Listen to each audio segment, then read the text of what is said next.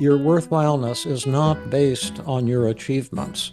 Your worthwhileness is not based on how many people love you.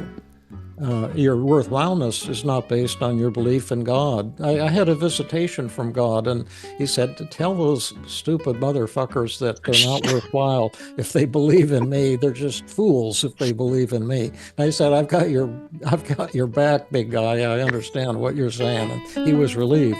Hello, and welcome to the Feeling Good podcast, where you can learn powerful techniques to change the way you feel. I am your host, Dr. Rhonda Barovsky, and joining me here in the Murrieta studio is Dr. David Burns. Dr. Burns is a pioneer in the development of cognitive behavioral therapy and the creator of the new TEAM therapy. He is the author of Feeling Good, which has sold over 5 million copies in the United States and has been translated into over 30 languages. His latest book, Feeling Great, contains powerful new techniques that make rapid recovery possible for many people struggling with depression and anxiety. Dr. Burns is currently an emeritus adjunct professor of clinical psychiatry at Stanford University School of Medicine.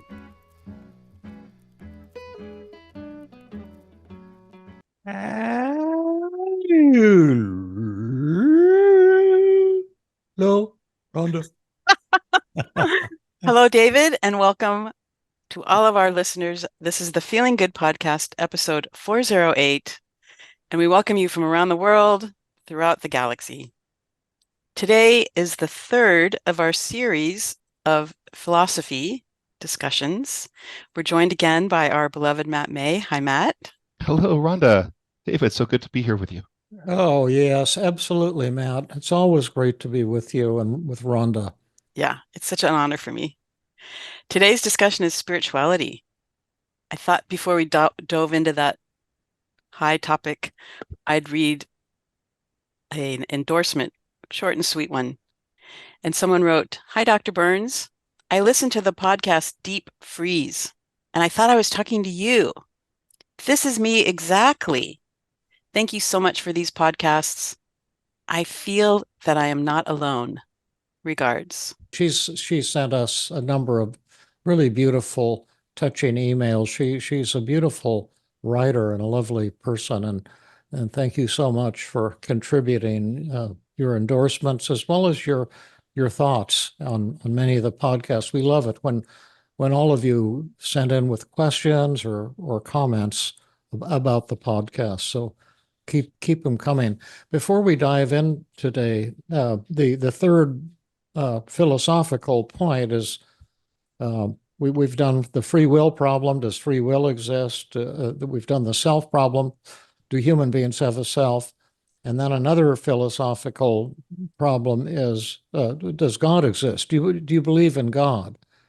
And we'll kind of refocus today's broadcast I can comment a little bit on that as a philosophical problem, but I think we're going to look at something more meaningful than that, perhaps, which is, do we integrate spirituality into our work as TEAM-CBT therapists? And before we start, I want to mention that this is August 5th. Well, if you're listening to this on the first day it came out, and this is Monday, and then on Thursday of this week, August, let's see, 5, 6, 7, on August 8th to 11th is the reincarnation, to give it a spiritual meaning, of the annual intensive, TEAM-CBT intensive at the South San Francisco Conference Center. And this is has always been the top training and personal experience event of the year, but we couldn't do it because of the COVID thing. And now that we're in relative safety, I just decided to bring it back. And you can attend in person, where Rhonda will be there, Jill will be there, I'll be there. We'll be working together for all of you and with all of you. And you can also attend online, and act fast if you want to attend on person, because the seating is very limited. I don't know if it's sold out yet because we're recording this many weeks ahead of time. But if you'd like to come for the intensive, in person, move fast and see if there's a seat or two still available. If not, you can come online for half price, and it'll be exactly the same program for those of you who attend online. Anything else to say about it? It's for the shrinks, not so much for the general public. I'm hoping to do a lot of free programs, workshops and presentations for the general public coming up to help promote our Feeling Great app. Wow. And you'll hear more about that. But this one is for shrinks. And as a shrink, you'll learn if you've seen Rhonda and David, or Matt and David, or Jill and David work with somebody, and we broadcast these online without editing, see people go from severe depression, anxiety, insecurity, often a lifetime, to joy and laughter in a single 2-hour therapy session. That's what we're going to be demonstrating and teaching you how to do. And you'll also be able to work on your own personal issues during the intensive as well. It's a lot of fun. It's exhausting. You'll work your ass off, to use a spiritual expression. But at the end, you'll be joyous, and it can be a life-changing event. Any further words before we dive into our topic for today? No, I think you hit it all. Yeah, those experiences, David, are some of the most memorable of my life. And I would encourage anyone who's even on the fence to take that leap and check out what it's like to learn from David Burns firsthand. It's there's no comparison to it. Yeah, and from Jill and from Rhonda. But yes, so anyway, hope to see you on Thursday and see if we can blow each other's minds a little bit. Nice. So let's dive into the spirituality piece, and I'm glad to kick it off and say that you can take three positions on the belief in God, but there's actually a fourth position. But the one thing is I believe in God. Another position is I don't believe in God. That's atheism. And then a third position is I don't know whether or not God exists, or I believe in God, and that would be agnostic. But there's a fourth position, which is the position I take, for better or worse, is I don't know what that question means. If you ask me, do you believe in God? I would say, to me, you're talking gibberish. And I don't mean to be disrespectful, but what do you mean by God? Do you mean some face that's floating around in the sky, looking at everything, or is this a person that exists in the universe, outside of the universe? What really are you talking about? And it's just kind of a typical, arguably somewhat meaningless philosophical question. There certainly is, even from a physics point of view, something pretty damn mysterious and awesome about the universe and the origin of the universe, and a lot of mysteries we don't know the answer to yet. But I think the much more meaningful topic for us as therapists is, do we see therapy as a strictly scientific and technological undertaking? And certainly team therapy is that. We more than any other therapy ever created, we do research on every patient at every session, measuring exactly how they feel using highly valid, highly reliable scientific instruments at the start and end of every session. How are you feeling at this moment? So we can see how effective we've been and how much the patient changes within sessions and between sessions. We measure so-called vague concepts like empathy and transform them into hard-boiled, short, brief, accurate scales, so we can find out how we're doing, how much trust the patient has, how much warmth we're conveying. But at the same time, there's something that I think of a deeply spiritual nature at the core of our work as therapists. And you might come from many different religious persuasions and experience that spiritual dimension and express it with very different words, very different religious symbols, but be talking about very similar concepts, and that's what we hope to bring to life a little bit today. So that's my introduction to it, and I'll kind of turn it over to you folks, and why don't you jump in and share your vision of if you think there is a spiritual dimension to your work as a psychiatrist or psychologist, and tell us a little bit about that. So, who wants to kick it off? Rhonda, I'd love to hear your thoughts, and happy Well, happy to. I'm glad to do that at any point. My wife had eye surgery this morning, so I had to sit around with nothing to do, and I brought my clipboard and I made some notes and outlines. So I have plenty to say, but probably more than what you guys want to hear. So I thought I'd give you first shot. But if you want me to take first shot, I'm perfectly happy to make at least a few comments to get the ball rolling. What you want to get going, Rhonda? Or Sure. okay. Well, to me, the whole idea about God is based on faith, because there's no, like you talked about, team therapy is based in research, and that we collect specific data at the beginning and end of every session. So there's no faith involved in knowing if the session was successful or not. It's based in reality. There's data, it's data driven. And the belief in God is the opposite of that. It's 100% based on faith, because there's no data and there's no proof that God exists. Like you laid out the 4 options. I believe in God. That person believes in God because there's faith, and they have faith that God exists. Is the definition of God like the traditional, like a being that created and rules over the universe?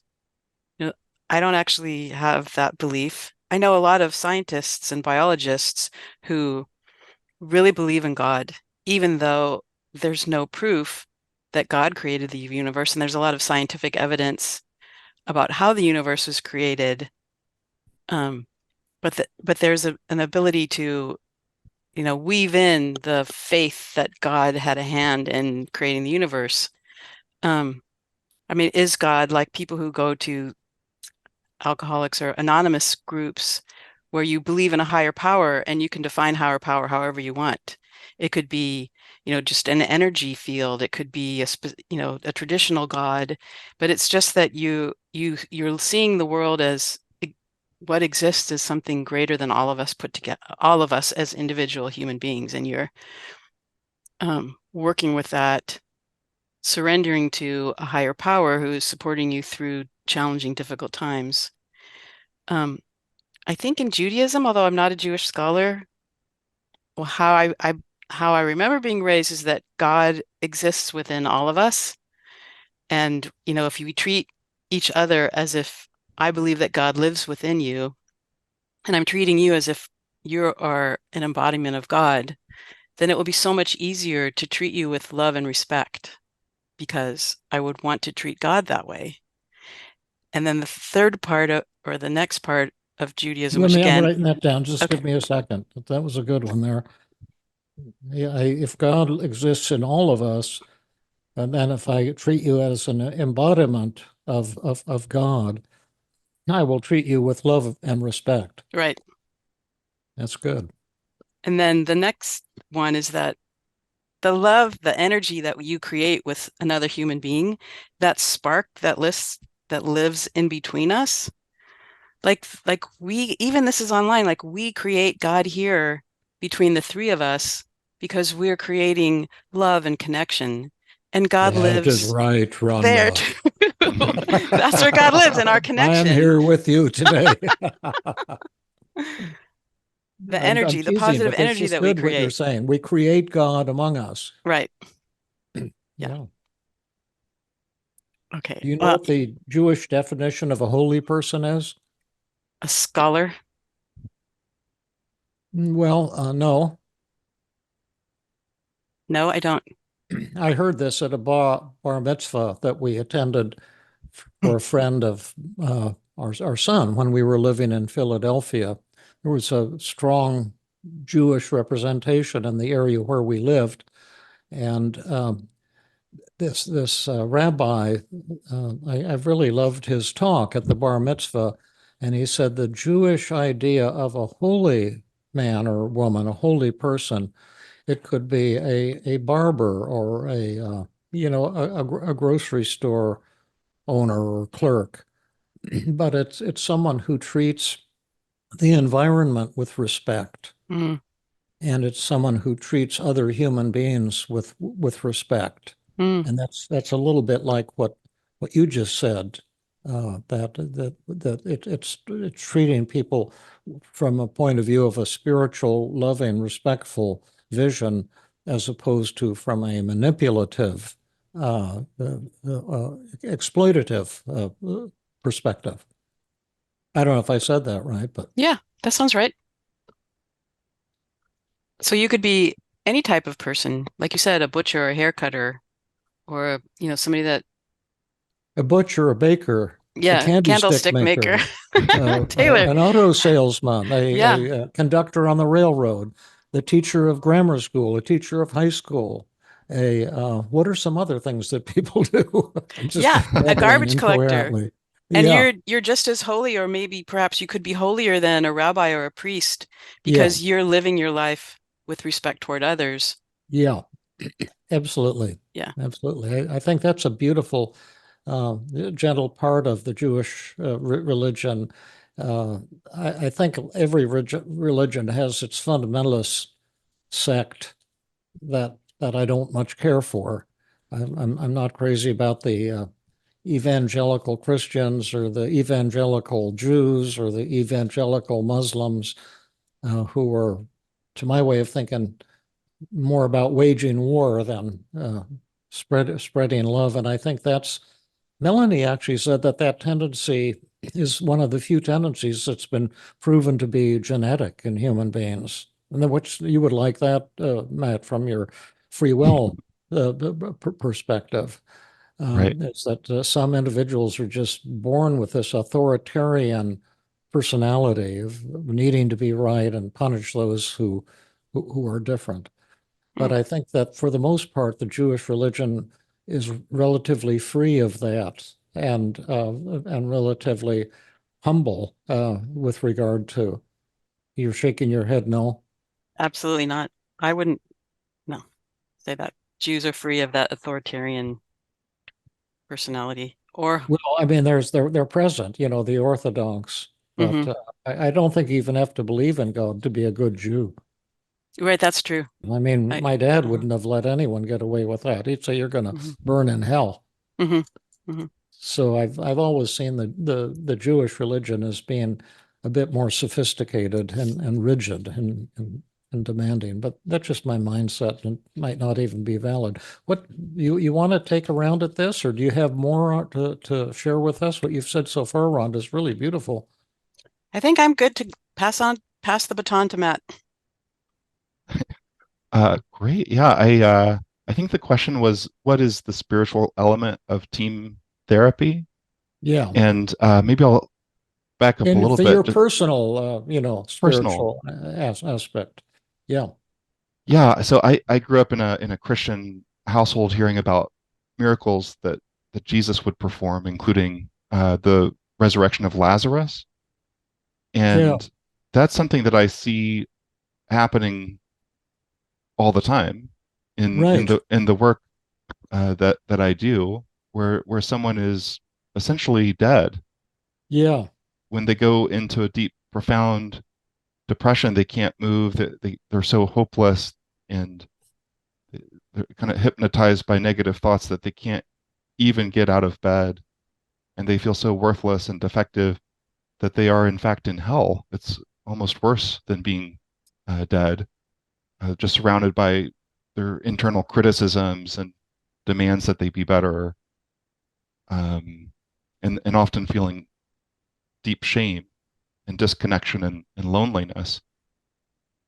And then when we're doing team therapy, a lot of it is what we're offering is this kind of love and acceptance. of that person right where they are in that moment of doubt and suffering and pain, and just liking them right exactly the way that they are. And that is one of the first steps towards recovery. And you see, like you were saying, David, in advertising what you would be teaching uh, in your intensive course that's coming up is how to achieve that. And that has given me a sense of meaning in my own life, that I've helped someone overcome that, and imagining the ripple effect that that will have not only for that person, but for their family. Um, and if I'm teaching people how to accomplish that, then it feels like an even bigger ripple of healing that's going out, hopefully over time. And that gives me a tremendous sense of meaning. And it's what kind of got me hooked on doing this, is when you healed me. In a Yeah. very brief period of time, I experienced it. I couldn't be a disbeliever anymore of that amazing power. And I was like, I want to spread this. This is such good news. I love what you're saying. I'm glad we're doing it this way, getting everyone's, experience of it. Because when I was doing the CBT groups, cognitive therapy groups, that I created at the request of the nurses in the inpatient unit, then they had it every day from 12 to 1:30. And I think that was the time. I know it was an hour and a half in the middle of the day. And once we got the program up and running, because they were concerned that the patients didn't have any good psychotherapy, they were getting shock therapy and boatloads of pills, but nobody was really talking to the patients in a way that would be helpful to them. And they all had problems, just like the rest of us, are just more severe, marital problems. I remember one fellow one day that I used to go in and once a day, and I mean once a week, and to run the groups so that staff who were interested could come and learn, about cognitive therapy. But the patients were very, very severe. I remember one day they brought a man in who was transferred from the intensive care unit, and apparently he had some marital problem, and so he went out um, into the woods behind his house with an automatic pistol Mm. and put it to his head and pulled the trigger. And I believe 3 bullets came out, and one went smashing through his head, and one ricocheted off of his skull and ripped out one of his eyes. And then he obviously he passed out, but then he woke up 24 hours later, soaked in blood, but he was still alive. Wow. And he tried to crawl toward where he thought the highway was, and then he passed out again for another 24 hours. And then he woke up and he was still alive, and he managed to stagger onto some road that he found. And a motorist stopped and rushed him to the Stanford Hospital, where they took him to the intensive care unit, did surgery. And then when he was physically recovered, they sent him to the inpatient unit. But it's hard to imagine the depth of horror that he went through, and the hell that he was in, not only physically, but emotionally. And I love when you said, Matt, that in a way we're trying to do the miracle of healing, not just the technology of healing. Mhm. And when somebody goes from, severe despair to joy, I always feel like, and laughter, which we can almost always see in a single therapy session with somebody, or very frequently. It's more than just a psychological maneuver that's taken place. It's a kind of a spiritual transformation of somebody's soul, you might say, even though we don't know what that word means, but we're just using it loosely, and I know, did you run into Helga Medeiros when, Matt, when you were in the inpatient unit at Stanford, a nurse? I don't believe I did. Oh, she was a really neat person. She was one of the ones that asked me to get the group started, and she would always come when I was there. And we didn't always have good groups. Sometimes, the groups just were sucky, and sometimes they were ordinary, but about a third of the time they were magical. And you'd see these really looked like miracles happening. And then at the end, she would say, "We walked on holy ground Hmm. today." It's just the only way to say it. So I was really loving what you were saying, that we're involved in and healing.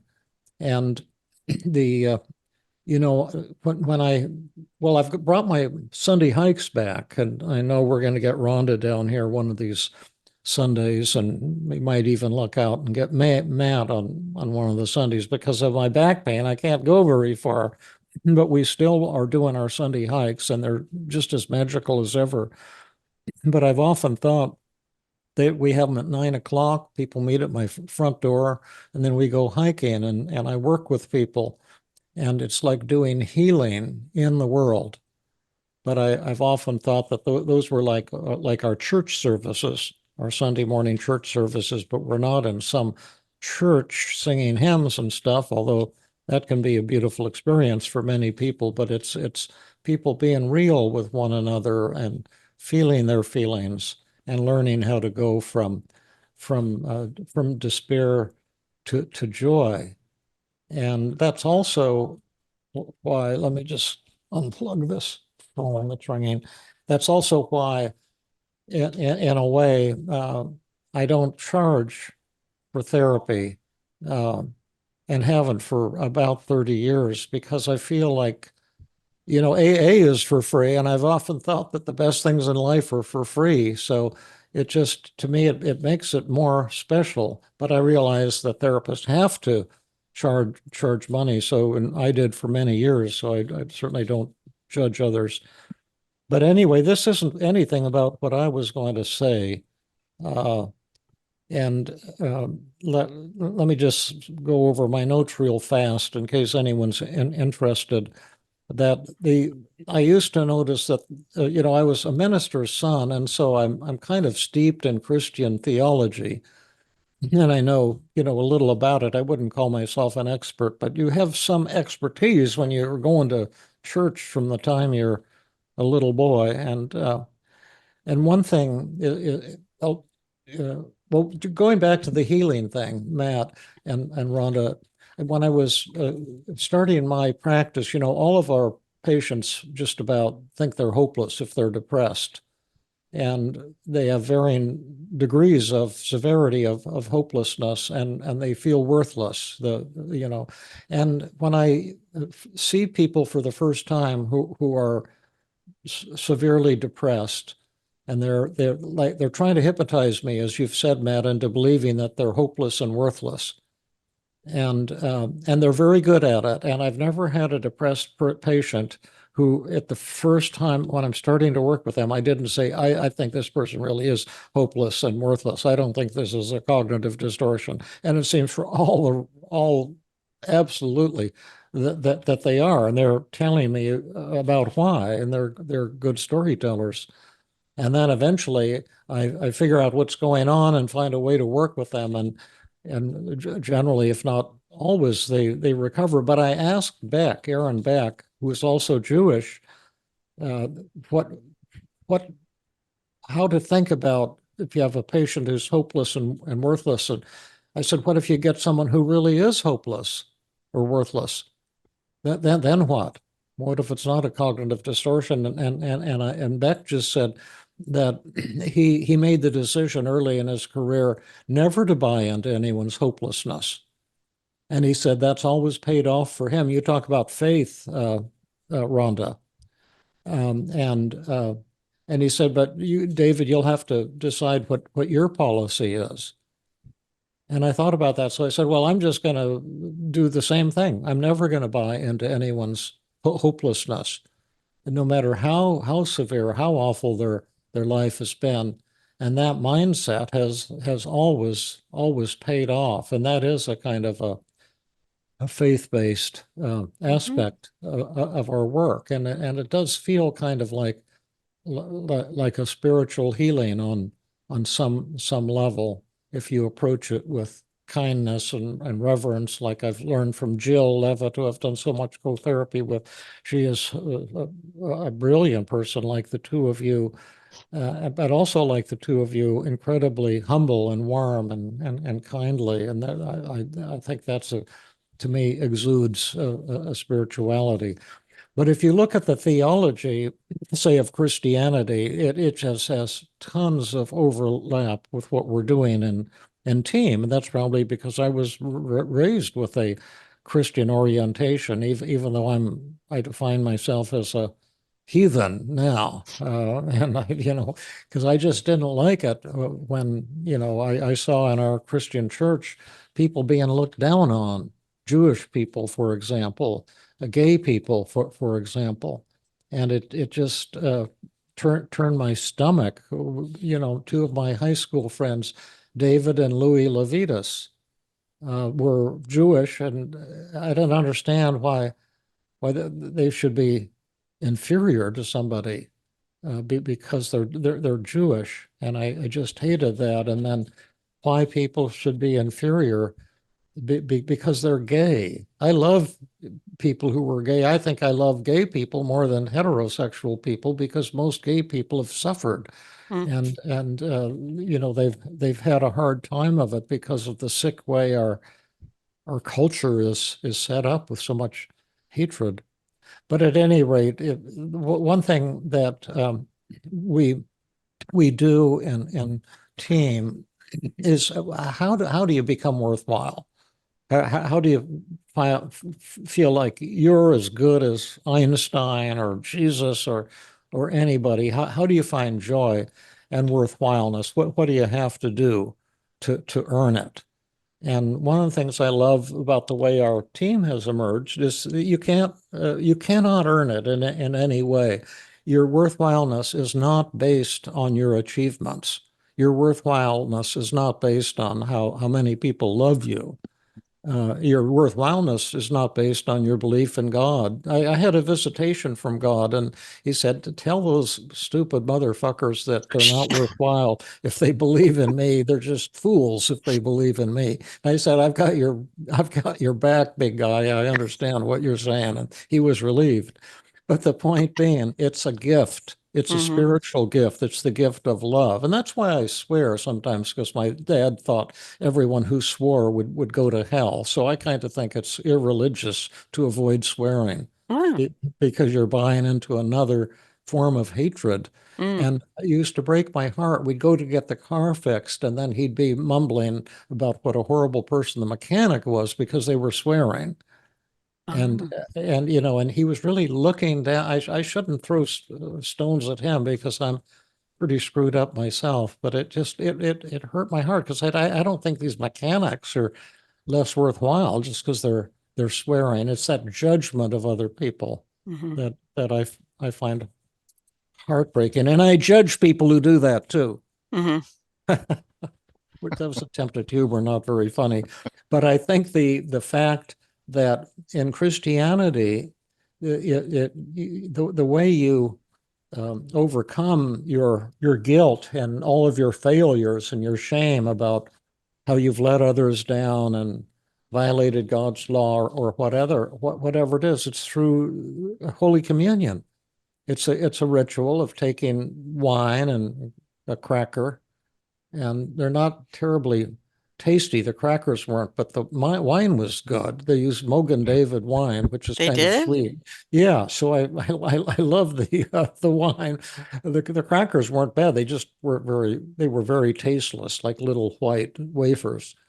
But taking the Holy Communion, and it was about once a month in church, and then you're forgiven for your sins. You don't have to earn your worthwhileness. And that was just a ritualized way of trying to say to people the same thing we do when you tell them to talk back to negative thoughts with externalization of voices and the acceptance paradox. That's the same phenomenon. and we're just trying to bring people to a state of Christian forgiveness or Buddhist enlightenment, whatever you want to call it, with secular techniques like externalization of voices, with the acceptance paradox. But that's what we're driving at, is a way to treat yourself with love and joy. That's what the double standard technique is, to talk to yourself Right. in the loving way you'd talk to a dear friend who was hurting. And they don't have to earn your love. You give your love. And so I think this and many, many more spiritual ideas are deep at the core of what we're doing. And like the attorney that I've told the story so often, and I'll just give a brief version of it, but it was someone Beck referred to me early in my career, and he said, this is the most successful courtroom attorney probably in the United States, but he's very unhappy. And he'd when he came to me, he said he'd only lost one case in court, and he was terrified that he might lose another case. And I did a downward arrow, and he was thinking, if I lose a case, people will find out I'm a fraud and that I'm not as smart as they thought, and they won't send me any more cases, and my wife will stop loving me, and my daughters will stop loving me, and I'll end up as a homeless person on the streets of San Francisco. And he was the nicest guy in the world, but and when he got into court, he was just a tiger, a giant, and he would take on huge corporations on contamination cases and beat them single-handedly. But outside of that role, he was very insecure. And he'd had 3 bouts of psychoanalysis for 30 years. Wow. And when he came to me, he said, I haven't had one happy minute in my life. Wow. And I'm 63 years old. And what happened? A friend of mine just died of a massive heart attack. What if I die never having had a happy minute? And his negative thoughts were always that he wasn't good enough, and he was always trying to be perfect. And then the thing that blew his mind, after I tried 5, 6, 7, techniques that were not at all effective, was just he lost a case in court while we were working together, and it was just a trivial case. He took on pro bono as a favor to a friend, and he was terrified that people would find out. And I said, well, this gives us a chance to check this belief that you have that the world is going to fall apart if you lose a case in court. When you go to the meeting of the Bar Association this week, I want you to tell 10 attorneys, I just lost a case in court. Mm-hmm.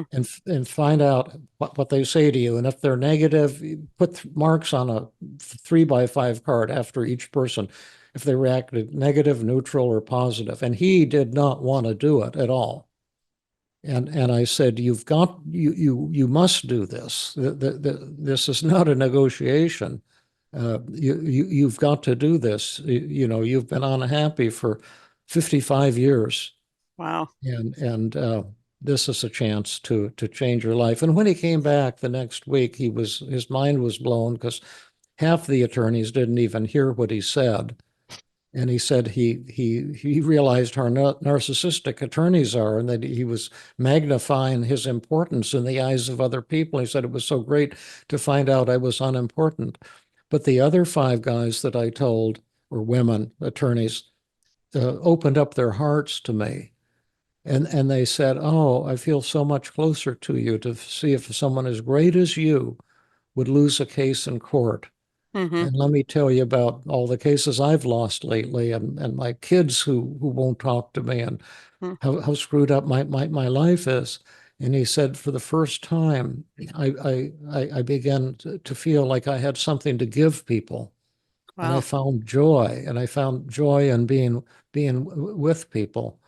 And there's a thing that he hadn't understood in, I think it was in the New Testament. Saul on the road to Damascus. Saul was, I think, someone who was supposed to be killing Jews and was good at it, and intimidating Jewish people.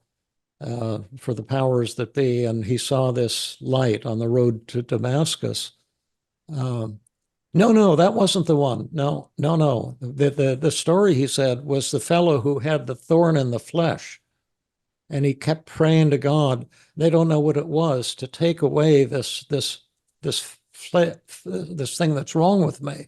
As some people think it might have been stuttering or homosexuality or bipolar illness, but he kept praying and God kept ignoring him.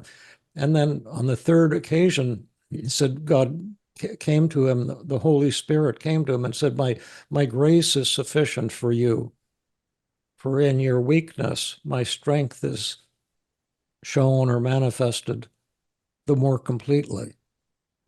And he said, I never knew what that meant. How could your weakness be your strength?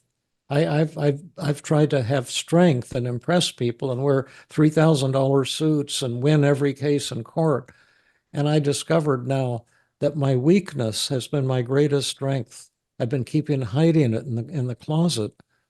And my strength, which I was so proud of, never brought me any love or joy or anything. And that was his enlightenment. And that was a spiritual thing that came to him. Although it was a technique of team therapy to help him with his distorted thoughts. And anyway, that's just a flare, but there's many other overlaps in the interpersonal model. It's all about looking at your own role, not blaming others. And that's, again, a Christian concept and probably true in all religions, but don't focus on the grain of whatever in the other person's eye, take the mote out of your own eye. And in other words, look at your own role. Stop blaming other people. And it also says for those who blame others will be condemned. And it's exactly what we do with a relationship journal. So that was about all I wanted to say. There's many, many more details, but that I experience what we do in team as spirituality. It's masked as science, and it is very heavily scientific and should be. We should use measurements and document the effectiveness and make sure we're really helping people and by their own report. But it's a spiritual process to my way of thinking. And, my dad always wanted me to be a minister. And the day I was born was a Sunday morning. He said it's the only morning he couldn't preach a sermon. And I've mentioned this before, but he called me David D. Burns. So my initials would be D.D. Burns because he had an honorary doctorate in theology, a D.D. degree. He was Lyle Charles Burns, D.D., and he dreamed that one day I'd be David Dean Burns, D.D., and I ended up David D. Burns, M.D. instead. But I don't know if he could observe from the grave, but he might still think what I'm doing is kooky. He thought psychiatrists were terrible, like of the devil type of thing.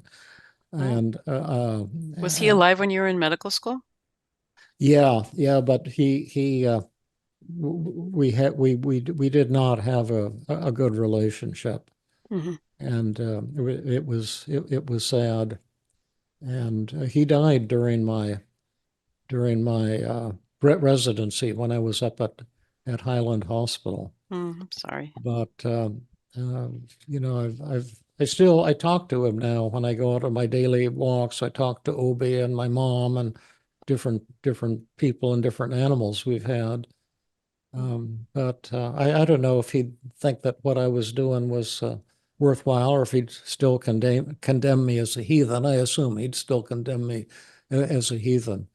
But I think that our work, and that's why I'm proudly anti-religious, because I'm trying to make a statement. But I do think that the spiritual side of what we do is where the real power is, the tenderness.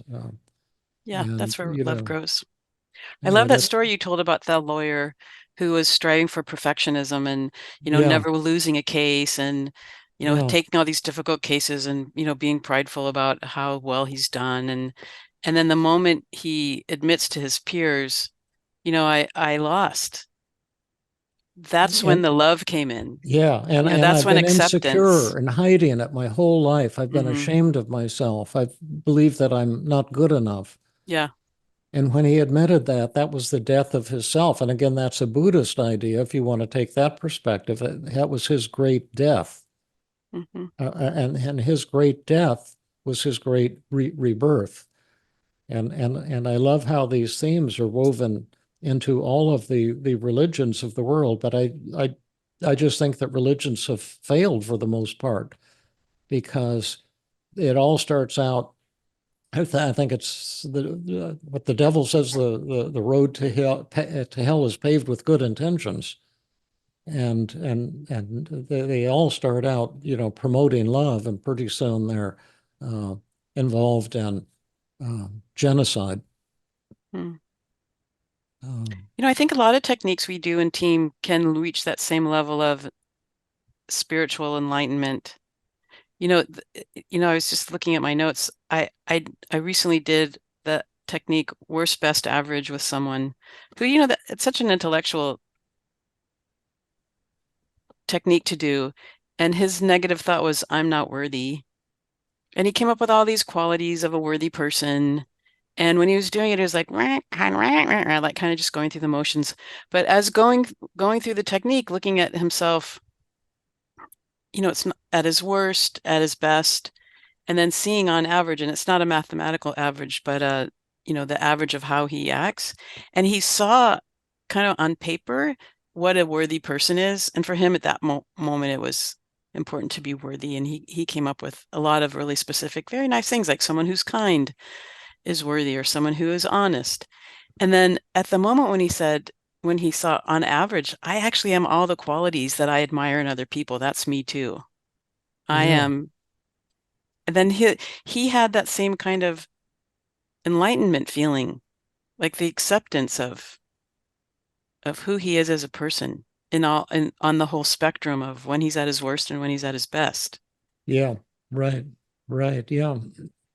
Well stated. Anything else from your side over there, Matt, or were you thinking about all of this right now? David, I'm really enjoying the conversation. I have all kinds of different thoughts swirling through my mind. Um, the one thing that you said that caught my attention had to do with the death of something, Is what it uh, say that again? the death of something to receive something else. Uh, for example, we experience the death of the need to have a special self Mhm. Yeah, when we recover from depression, yeah, right, and right. we experience the death of the blaming self when we solve our conflict with somebody.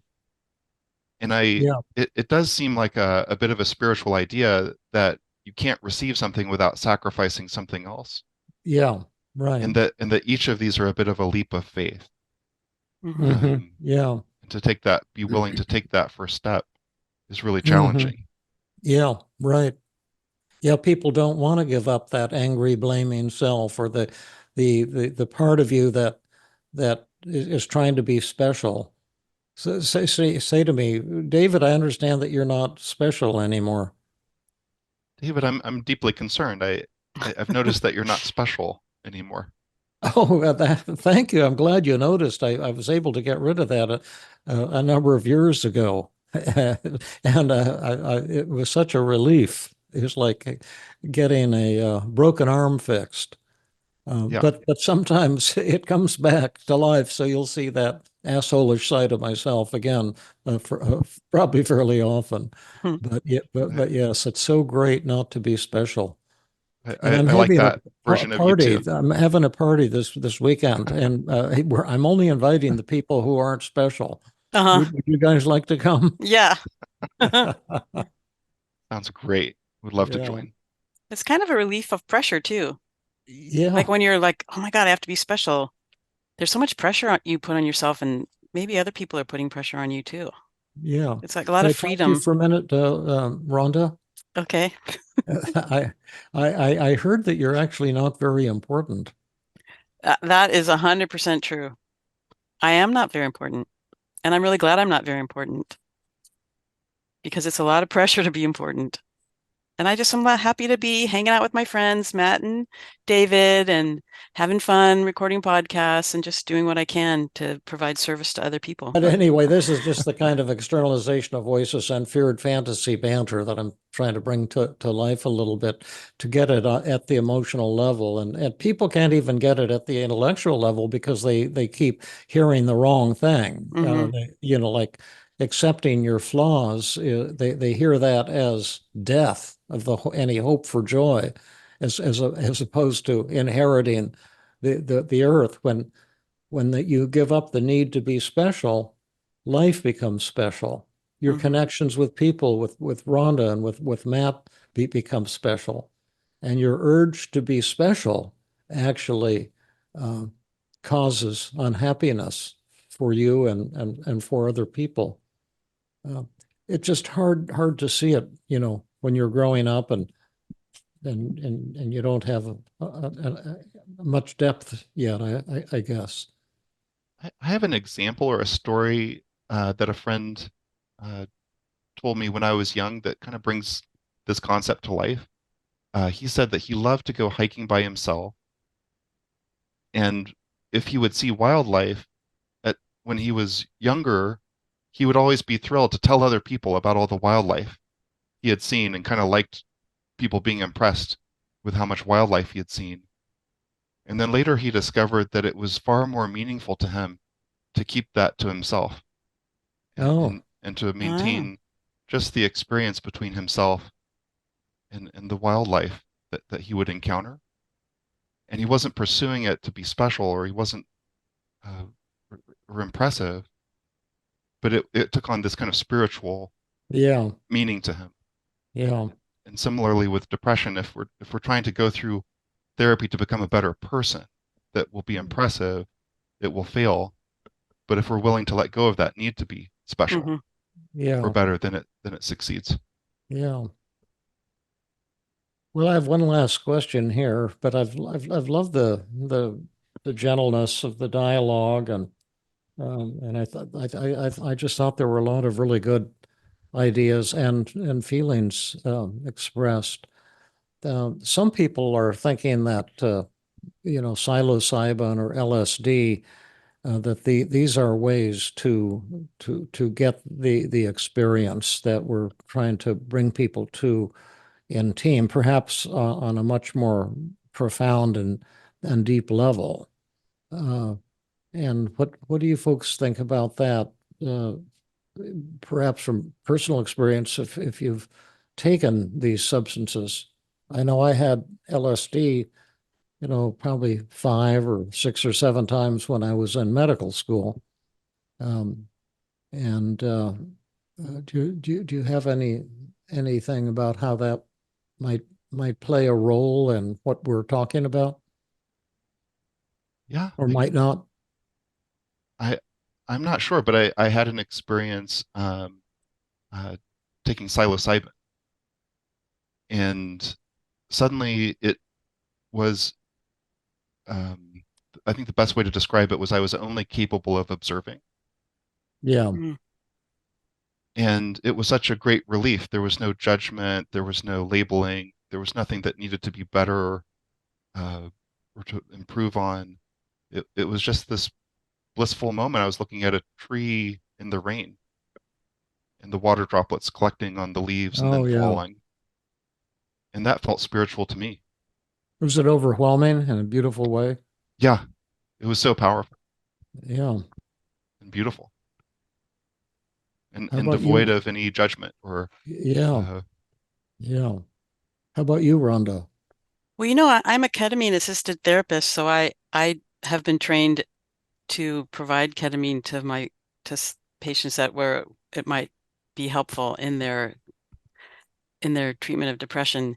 And depending on the dose, a lot of people do say that they've experienced, a spiritual component of the experience. There's a spirituality of the experience. like a mystical experience, and that has created some significance for them and helped them in their overcoming depression. It's provided new insights to them into maybe their religious or their spiritual beliefs that then they integrated into who they were as human beings once they left the room, and gave them lots of things to think about and process and integrate into their life. Yeah, right. I also, when I was a medical student, I thought that this is really fantastic. Uh-huh. And there were the part where you were on the way up, and it depended on the dose, of course, Yeah. but like if you took 150 micrograms of LSD, that would be a moderate to largish dose, but we had pure Sandoz LSD because it was legal, and it was like made by a drug company, so it was absolutely pure. But Wow. you'd get to, I remember when you'd start out, like you get to maybe a 50 microgram dose, you'd see like the if you were walking down the sidewalk, the surface would come floating up off of the concrete. It's like you could like see through it, kind of like. Mm. And then you'd get to the place where you'd have these incredible, beautiful visual hallucinations, and you'd also begin to see far more deeply into things, and to see other people in a radically different way. Mm-hmm. And and you'd be watching TV and you'd just start laughing uncontrollably because you'd see what people were really doing with the ads. You'd see, kind of like see through everything. But then I would recall coming to a place where you would begin to think about religious ideas, and then you would suddenly plunge so much deeper that you knew you would never remember it. But it made it seem like attempts to be religious were like jokes type of thing of people who really weren't having a true enlightenment, or something like that. But I thought it certainly had, like what you folks are saying, the potential to open people up without using language, Mm-hmm. and to create phenomenal spiritual experiences. That my only concern about it would be that having a bad trip, that you're so suggestible and it's so easy that I just don't know how that ratio is going to play out. But I used to think, why are they working with these like antidepressants and crap like that doesn't do anything? Why doesn't somebody study the psychedelic substances that really have the power to open people up? So I'm glad that people are looking into it. But we saw the FDA rejected the application by the people who were trying to market ecstasy with some MDMA. kind, yeah, Yeah. MDMA with psychotherapy. I think Fabrice was involved in that type of study, and they rejected it Well, because one panel made a recommendation that the FDA reject it. And usually the FDA follows along what the panel recommends, but they're also having another hearing on August 11th where they're going to be taking in more evidence. And of course, the panel's recommendation is going to weigh very heavily.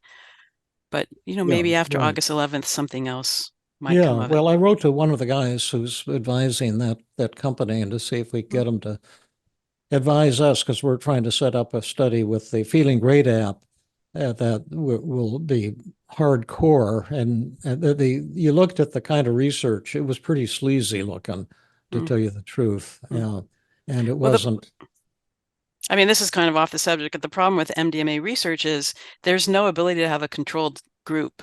Like Yeah, there are people who are taking the MDMA yeah, and there are people who aren't taking it. And you can't pretend that you don't know. You know when you're not taking it and you know when you yeah. are. It's So the there's same no with way. Yeah. antidepressants. They claim Is they're there? double-blind studies, but the people who are testing the patients know which group the people are in with a 90% accuracy, and so do the patients. So they're not really double-blind studies. those studies are screwed up. But I was just saying that the quality of the research looked pretty shabby, and the type of therapy that was being done looked pretty loose and to some extent irresponsible. They were talking about one of the therapists having sex with the patient, Oh, and that's it was awful. being on video that's now available for public view. It didn't sound like a high scientific standards. But I think there's definitely some potential there. Listen, we're babbling way too long, and there's only 3 people listening to the Maybe we podcast should now, just and cut it out. we ourselves are about to turn it off. Yeah. But anyway, how did we do today, guys, ladies, people? I really appreciated the time and enjoyed this topic a lot. I would Yeah. say there's probably room for round 2 if people are interested. Yeah. Let us know if you want more of the or incoherent uh, quasi-guru incoherent babbling, which is really fun. And I think there's a lot to it. What was your feeling today, Rhonda? Well, I asked you before we began the podcast that I was going to ask you, how is the topic of spirituality relevant to team therapy? And I didn't specifically ask you that question because you answered it. Well, that's why I had the good session this morning, and I got turned on when you said that. You're such a great leader for our podcast, because I was thinking it wasn't a very good topic and I was all ready to skip it. And then I said, oh no, this is a very cool thing. You put that angle on it, and then we've got a lot to say and a lot to share with people. So we have to thank you Oh, for well, thank that, you. Rhonda. Okay, well, thank you. And it's been an honor to be here. And I want to just invite all of our podcast listeners to come next week when we're continuing our subject on philosophy topics. Yeah, I can't even remember the 4th one, but it's going to be mind-blowing. So I know.